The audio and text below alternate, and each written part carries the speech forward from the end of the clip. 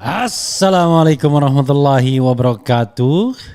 Sobat RH sekalian, jumpa lagi kita di channel yang keren ini.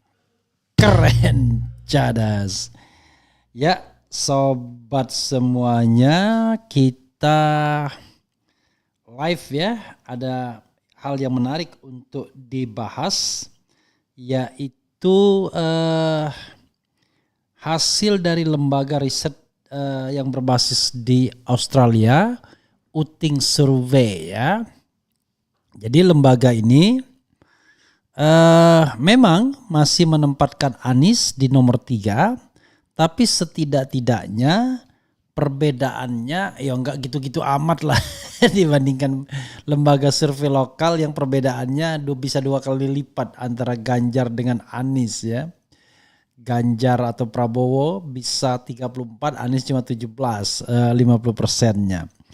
Ini perbedaan ketat ya, dan masih bisa berubah, di mana Ganjar memang masih nomor 1 34%, tapi masih dalam margin of error dengan Prabowo Subianto yang 33%.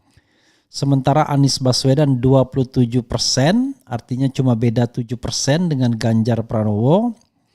Lalu Rahasia belum memutuskan 3%, tidak menjawab 3%, ya masih ada 6% yang masih bisa diperebutkan. Tetapi sekali lagi perbedaan tidak gitu-gitu amat ya dengan lembaga survei lokal yang bisa sampai 50% perbedaan. Tapi sekali lagi sobat era sekalian, ini pun masih bisa berubah. Coba kita lihat ya, ada 2 perspektif yang kira-kira bisa dikemukakan. Pertama adalah lembaga survei lokal kebangetan, ya. Yang kedua, Anies bisa bounce back ya, bisa bouncing lagi dia untuk mendapatkan kepercayaan publik. Tapi apapun itu, gap-gapnya ya nggak gitu-gitu amat lah. Kalau kita mendasarkan pada survei yang dengan 1.200 responden yang sokol katanya metodenya ilmiah dan lain sebagainya. Coba kita bacakan siaran pers dari Uting Research, lembaga survei berbasis di Australia ya. 27 Juli 2023, Uting Research, lembaga survei Australia. Pilpres Indonesia masih ketat. Hasil survei Uting Research, sebuah lembaga survei yang berbasis di Australia pada 12-17 Juni 2023, menemukan bahwa pertarungan kandidat dalam pemilu presiden di antara ketiga calon presiden, Ganjar Pranowo, Prabowo Subianto, dan Anies Baswedan masih ketat dan suara pemilih masih rentan berubah. Dalam survei tersebut, Ganjar Pranowo mendapatkan elektabilitas sebesar 34%, disusul oleh Prabowo Subianto 33% dan Anies Baswedan 27%. Sebesar 3% responden mengaku rahasia dan belum memutuskan, dan 3% lainnya tidak menjawab. Dengan selisih yang dekat antara ketiga calon membuat masih rentan terjadi perubahan pilihan pemilih menjelang pemilu presiden. Survei dilakukan secara tatap muka pada 12-17 Juni 2023 dengan jumlah sampel sebesar 1.200 yang tersebar secara proporsional di 34 provinsi di Indonesia. Survei menggunakan metode multi-stage random sampling. Margin of error survei ini sebesar lebih kurang 2,8% pada tingkat kepercayaan 95%. Jadi bayangkan ya, tingkat kepercayaannya 95% ya. Kemudian margin of errornya 2,8%. Jadi sangat mungkin masih bisa berubah ya. Oke. Lalu ada isu-isu lain juga yang dikemukakan yang justru menjadi paradoks. Sebagai contoh soal isu keberlanjutan dan kepuasan terhadap pemerintahan. Ini agak paradoks sesungguhnya. Kita lihat ya. Hasil survei Uting Research ini juga menemukan bahwa sebagian besar publik menginginkan keberlanjutan program Jokowi dengan melakukan sejumlah perbaikan. Dalam survei tersebut ditemukan bahwa sebesar 61% mengatakan sebaiknya pemerintahan baru melanjutkan sebagian kebijakan pemerintahan Jokowi dan memperbaiki sebagiannya. 20% mengatakan sebaiknya membuat kebijakan baru dan berbeda, dan 18% mengatakan sebaiknya melanjutkan kebijakan pemerintahan Jokowi saat ini. Jadi kalau kita bicara ya Sobat Era sekalian, melanjutkan kebijakan pemerintahan Jokowi saat ini 18% saja yang mendukung. Tapi kalau melanjutkan sebagian kebijakan pemerintahan Jokowi dan memperbaiki sebagian lainnya, ini yang kita katakan sebagai a continuity and change ya. Jadi kalau kata Anies ya ada 4 aspek. Ada yang harus dipertahankan, harus ada yang diperbaiki, harus ada yang dibuat yang baru kan begitu. Kemudian ada yang harus dikoreksi. Jadi tidak mungkin suatu pemerintahan yang baru itu melanjutkan semuanya dari pemerintahan sebelumnya. Atau dia membuat kebijakan yang totally baru, nggak mungkin juga. Karena prinsipnya adalah yang baik dipertahankan, kemudian yang buruk itu dikoreksi atau diganti sama sekali kan begitu. Kemudian Uting Research juga bicara tentang tingkat kepuasan ya. Oke. Hasil survei Uting Research ya menemukan bahwa mayoritas responden mengaku puas terhadap kinerja pemerintahan Jokowi Ma'ruf Amin. Sebesar 72% responden mengaku puas dengan kinerja pemerintahan Joko Widodo Ma'ruf Amin dan 20% responden mengaku tidak puas. Meskipun sebagian besar responden mengaku puas dengan kinerja pemerintahan, tetapi persepsi publik terhadap situasi ekonomi belum sepenuhnya membaik. Saat survei dilakukan, sebesar 51% responden mengatakan situasi ekonomi buruk dan 48% mengatakan situasi ekonomi baik. Sisanya 1% mengaku tidak tahu dan tidak jawab. Nah ini juga misteri ya. Bagaimana mungkin mengaku puas tapi mengatakan mayoritas mengatakan situasi ekonomi sekarang buruk. Itu kan sebuah paradoks. Tapi memang tidak mudah menemukan angka-angka survei apalagi ditanyakan kepada masyarakat awam ya. Oke. Kemudian ya itu ya. Jadi Sobat Era sekalian, ada sebuah paradoks sesungguhnya. Di satu sisi orang ingin keberlanjutan dan perbaikan. Orang mengatakan ekonomi sekarang buruk tapi tingkat kepuasan tinggi. Jadi ini gimana cara bertanyanya yang jelas. Tetapi adapun persaingan yang ketat tadi menunjukkan bahwa too much lembaga survei yang ada saat ini.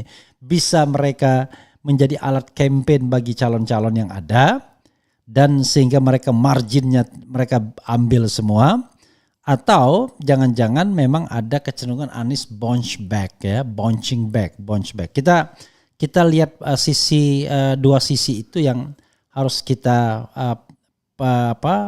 garis bawahi ya.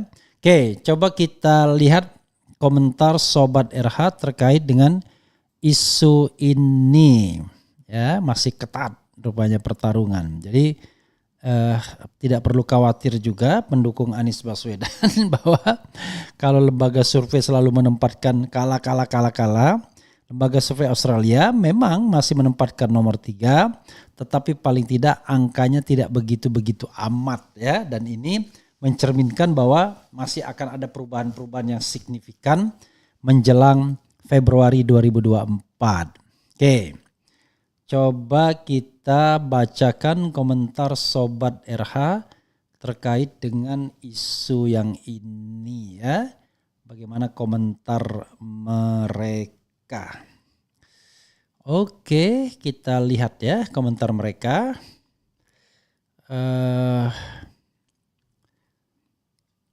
Misalnya, oke, selamat malam Bang RH, Sampurasun, salam cadas ya, Tasik. Metodenya ilmiah, membela yang bayar. Ingin percaya survei sih, tapi yang buat survei mereka-mereka juga yang pemodalnya entah siapa, masih lebih dipercaya polling. Assalamualaikum warahmatullahi wabarakatuh Bang RH. Jangan biarkan seluruh menguasai tempat kejadian perkara untuk kerja pergerakan misi para negara asing tuh di dalam sebuah posisi. Oke, nggak jelas ini apa maksudnya. Kemudian Assalamualaikum dari Aceh untuk Indonesia. Bersalah kepada rakyat Indonesia yang ingin menguasai dan menghancurkan hak rakyat Indonesia disadarinya. Oke, apa maksudnya ini? Perubahan dan perbaikan itu pasti ya. Kemudian dibalik angka hasil survei semata soal kepentingan untuk mempengaruhi publik. Ya itulah makanya dibilang survei itu harusnya not for sale, tidak untuk dijual. Tetapi betul-betul bisa dipertanggungjawabkan metode ilmiahnya. Indonesia harus bersama orang yang mau memajukan Indonesia seperti janji kampanye Jokowi dulu ya. Membuka lapangan kerja untuk tenaga kerja Indonesia ya. Jadi Indonesia harus bersama orang baik. Itu salah satu simpul relawan ya. Kemudian sebagaimana yang memiliki nilai. Oke, enggak jelas ini maksudnya apa Wali Songo ini ya. Kemudian apalagi ya?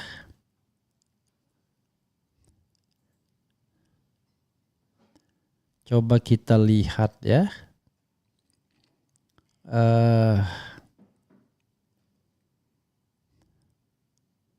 Saya tidak percaya survei bodol ya. Kemudian survei lokal sudah ada langganan responden. Ya itu juga ya yang saya yang saya pikirkan ya. Jangan-jangan responden itu pakai langganan ya. Kalau respondennya langganan maka dia bisa dibina, bisa dibentuk ya responden tersebut. Atau respondennya diarahkan ya. Yang mengarahkan tidak tahu, mungkin saja invisible hand ya. Oke. Kemudian Anies Baswedan, Presiden RI 1, Bang bahas TNI yang menekan KPK dengan menggeruduk kantor KPK dan minta KPK minta maaf. Tadi saya sudah diwawancarai juga oleh TV One ya, nonton saja. Yang saya mengatakan bahwa ya harus ada equality before the law. Kalau korupsi ya korupsi, jangan kemudian seolah-olah dilindungi. Pokoknya tetap pilih Pak Anies Baswedan. Apalagi ya,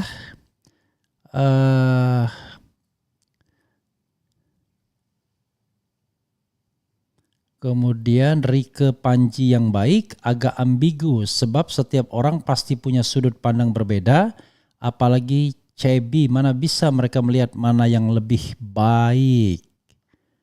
Oke.